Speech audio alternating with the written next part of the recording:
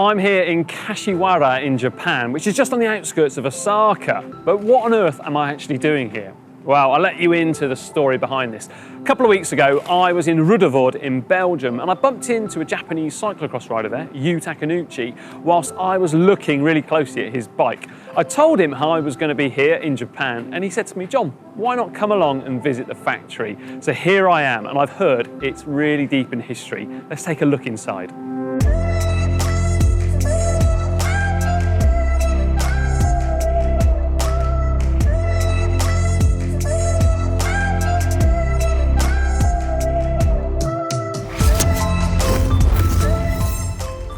So a brief history lesson then on Toyo Frame. Well, it was founded back in 1974, and prior to that, this building was actually used for bearings. So when I say bearings, I actually mean bearing manufacture and such like.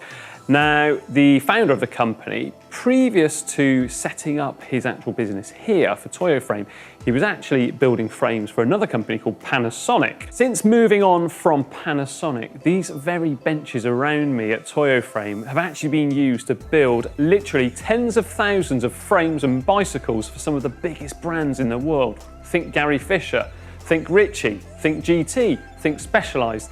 Literally, those founder brands of mountain biking that I grew up looking at were built in this very place. In fact, I reckon a couple of the old GT mountain bikes I've still got in my loft were probably built here, which is, well, quite exciting actually. I'm getting a little bit goosebumpy thinking about it. However, since then, times have obviously moved on and such like, and let's see what goes on here now.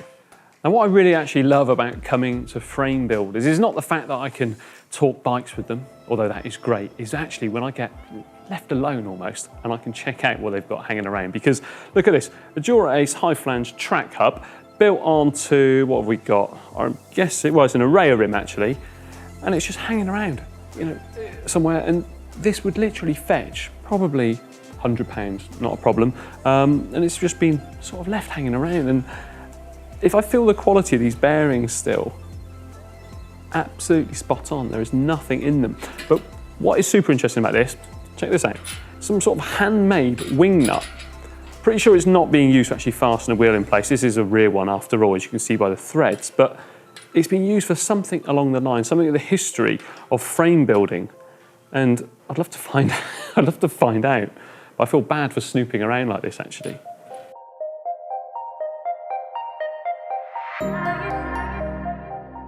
So the current owner, Tetsuya, is the son of the founder of the business. And I've just been having a good chat with him, and I'll tell you what, there is so much history going on there. He actually learned to build frames at the age of 15 with an absolute legend, Mr. Nagasawa. So for those of you who are into Keirin racing or custom frames, you will know that name very well indeed. It's not easy to get a frame built by the man himself because he is under such huge demand, in particular these days from Keirin riders here in Japan.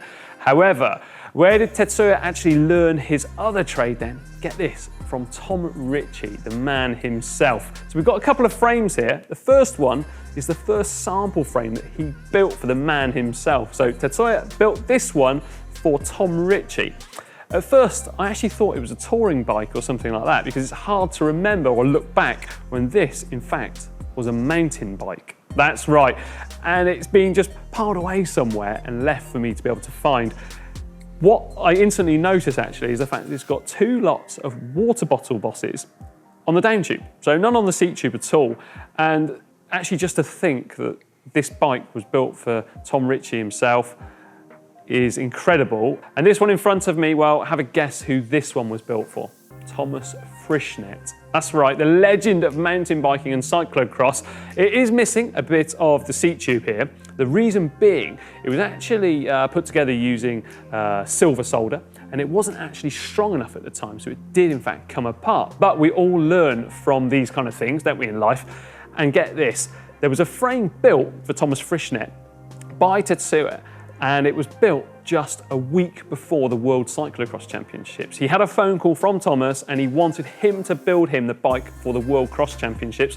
He did it, he also painted it, and Frischknet went off. And get this, another bit of trivia for you too. A frame he built for Thomas Frischknet went and got second, so silver medal, in the Atlanta Olympics mountain biking. How cool is that? I told you there was some history here, didn't I?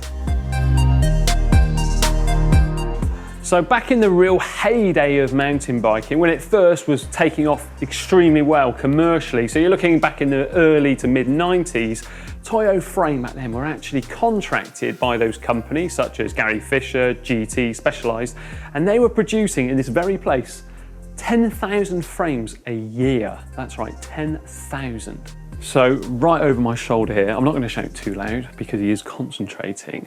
We've actually got a frame builder who's designing the frame on paper first of all before putting it into a computer. And actually this is a life-size frame too, so you can actually compare it with the frame whilst it's being made. And once it's done, it's not thrown away or anything like that, it's actually put away into a drawer. And the same thing happens for each and every frame that's being built, especially if you're getting a custom bike, for instance, because that's ultra important. And I think craftsmanship like this is fantastic to see in operation. I just hope I'm not distracting him. But into the present day then, well, Toyo have actually totally scaled down, so they no longer produce frames for anybody else out there. So gone are the days of building 10,000 a year, and instead they build about 350 to 380 per year, focusing solely on their own brand. So that's probably why we've seen some really quite inventive ideas behind the scenes here, as well as the bike that I actually saw you racing on in Ruddervoort recently. And I'm looking forward to seeing exactly how they're put together and how they get them looking also shiny. So just next to me now, Yoshi is actually designing a frame using the CAD program on the computer in front of him. So the reason he's doing this is because it is so accurate, because all of the angles and everything like that, you can in fact pre-program in there and play around with it. I don't know that much about it myself because, well, I'm not a CAD designer, but neither is he. He can actually build frames too.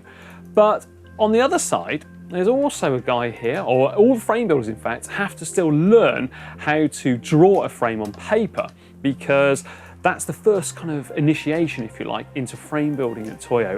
And I think that's a really important part of it because it's life size, which is ultra important too, because in front of the screen of Yoshi, it's not life size, is it? So it's hard to actually imagine what a frame can look like in person. So once they start drawing it on the paper, they can actually compare it to a frame when building, just to make sure everything is correct, I guess, in terms of the geometries, as well as the correct sizing.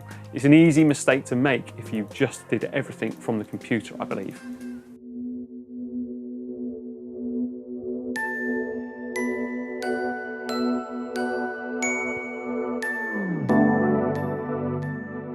So the team here are actually really busy behind the scenes, packing away, ready to head off to Tokyo for the Cycle Mode show, which is a big trade fair here in Japan.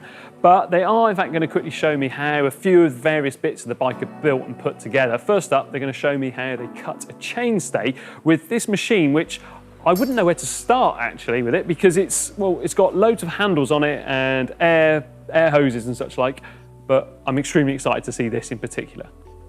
Now, depending on the type of frame, the intended use, the material it's built from, the size, everything like that, this machine has to be reset by hand each and every time in order for the chainstay to be perfectly straight and parallel where it's going to meet the bottom bracket.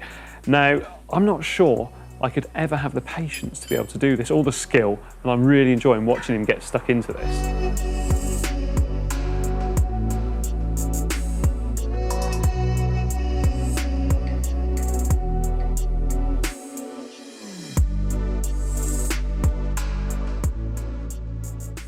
Now this humongous machine behind me is actually used to bend frame tubes and chainstays, forks, all sorts of things like that in order to get those angles that we desire or the beautiful shapes we desire. Now I'm not going to bother the staff here because they are pretty busy, like I said, already preparing for a trade show, but this machine, I can imagine just how many thousands of frame tubes it's bent in its lifetime. There is a little counter at the top there, it's on 8, so I don't imagine it's a number of how many frames or tubes it's bent, but I love seeing these old machines because they're so full of history, especially when you consider some of the frames of champions that have been built here. So now we're actually going to see a tube getting bent. And I'm super excited about this because this machine is absolutely massive, and well, I can only imagine how many tens of thousands of tubes it's bent over its lifetime. He's firing it up into action, or I was a little bit worried then because it's a big machine that, and it is in fact controlled by your foot, so similar to that what you'd find on a sewing machine. So now that the tube that's just been bent, or dented if you like, for a crude term, you can actually see it's been done with a very good reason indeed, and that's actually for tyre clearance here on the inside of the chainstays. I didn't really know actually what was going to be going on with that, but now I do. It's absolutely brilliant to see it all coming together. So in front of me here, I've got a giant lathe that I nearly tripped over, and if you just check out that smooth action of that turning wheel. So what they're going to do on here, well, they're going to do things like reaming out the head tubes and such like, so you can put your bearings in there, as well as just sorting out frame tubes themselves. Just beneath it, I've noticed there is a huge amount of swarf, and I absolutely love that, because it's not like they've said, look, the GCN folks are coming, better tidy up. They've left it in its natural state and environment. Love it. I love swarf for some weird reasons, a bit like sawdust. If I move on though, then in front of me here, I've got a grinding wheel and also some polishing wheel as well. So with this, they can fine tune and remove any burrs from any tube sets they've just cut or mitered. Again, full of history, and just check it out. So Shibuya is just about to show me how he drills a hole in a bottom bracket shell. I've just asked him as well how many frames he's built in his lifetime. He reckons it's about 5,000. So that's 5,000 more than me, and probably 5,000 more than I'm ever going to build.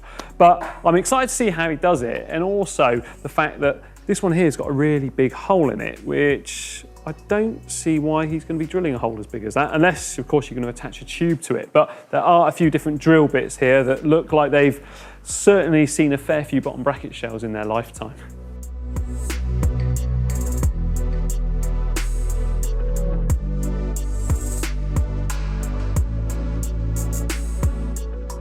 So I'm about to be shown by a man who's built about 5,000 frames how to weld a seat tube to a bottom bracket shell, something I just wish I had the skill to be able to do myself.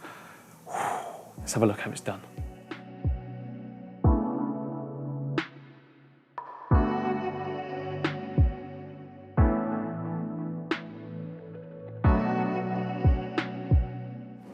So just then, that was the process of actually essentially pinning the tubes together. And what that means is that they're not going to actually move around whilst you're actually doing the final touches, which are going on over my shoulder right now. Let's have a look at the craftsman at work.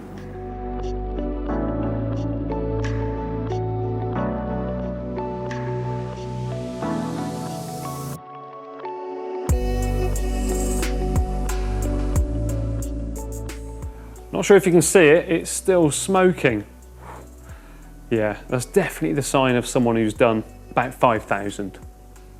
Thumbs up from me. Yeah. And then once all of the other tubes have been joined on, well, in the case of this one, this is for a hybrid frame, which is actually going to have some carbon tubes inserted into the steel, which is super interesting and one of my favourite types of frame design that I've seen here. Now, they actually make another hole inside of the bottom bracket shell here, and also that process is repeated on all the other tubes as well where necessary. And it just baffles me at how much work and attention is paid to going in to make one frame. It's certainly not for someone who doesn't have any patience, such as maybe me, which is why I've come to visit the makers, not the breakers that it could be if I was to try it. I mentioned just now about that cool carbon fibre. Well, here it is. It's graphite design. It comes from Toray, so a Japanese Toray, and each and every one actually comes with a serial number on it too. So in case of any problems at all, they could trace back exactly what frame it's gone on. Here's before with a down tube, and here's after with a down tube. So you can see the holes have been cut in here for the water bottle cages, and also the tubing has been mitered too. In this case here, to fit into the bottom bracket shell, and here to actually meet up with the head tube. It's great seeing this. It's like a jigsaw puzzle. So before the tubes are actually glued into position, they're placed into this jig to make sure the frame's straight and everything's in line. Every time I'm showed something, I think this is probably the end of the process, but oh no, it keeps going and going. It's super interesting to see. And in fact, I just spoke to one of the makers here and I said, oh, this reminds me of an old Allen cyclocross frame. To which he chuckled because he remembered them, and he said, no, this is nothing like it. This is different. This is kind of the reverse in effect. So it's great to actually see how this is all coming together. Again, a giant jigsaw, but yeah, I don't want them to glue it together really, not just for me, unless of course I'm going to be able to take it away with me. Yeah, here's one that he glued earlier. as you can see. There's a little bit of glue just on the inside there, but it's good to know it's being held together nice and safely and securely. I like it. This is the finished item. Just needs a little bit of paint, I think, and it's good to go. So I'm going to get shown now the high polish effect. So what that means is that no paint is going to be applied to the frame at all, and it's not being chromed. Instead, it's being polished in about 15 different steps. Now, I'm not going to wait here for all 15 steps because I'll probably be here about a week, I guess. But instead, this is probably about the middle stage of the whole process, but once it's been complete, then a final clear coat of lacquer is applied to give it that everlasting kind of polished effect, I guess, but the high polish effect, I must add. Now, I thought that looked really, really good, and I said, well, I guess you've finished now. No, that's about number 7 or 8. So you have a harder wax or buff wheel, if you like, which is covered in wax, and then you get softer and softer until it's almost like a mirror. Again, you have to have the patience of a saint to be able to build a frame. I just don't have that patience, but these folks do. And then when everything is complete, you get a frame looking like this. I can see myself in the mirror. Should have done my hair this morning, but it looks absolutely fantastic. And I must thank so much everybody at Toyo Frame today for making us feel so welcome and showing us, well, the labour of love that it is to build a bike frame from scratch. Now remember, if you've enjoyed this video, make sure you give it a thumbs up down there, and also let me know what you think about it in the comments section. And don't forget to check out the GCN shop at shop.globalcyclingnetwork.com, where we have a whole heap of goodies for you to check out.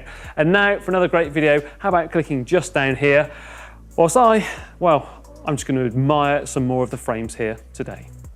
Oh, does look good.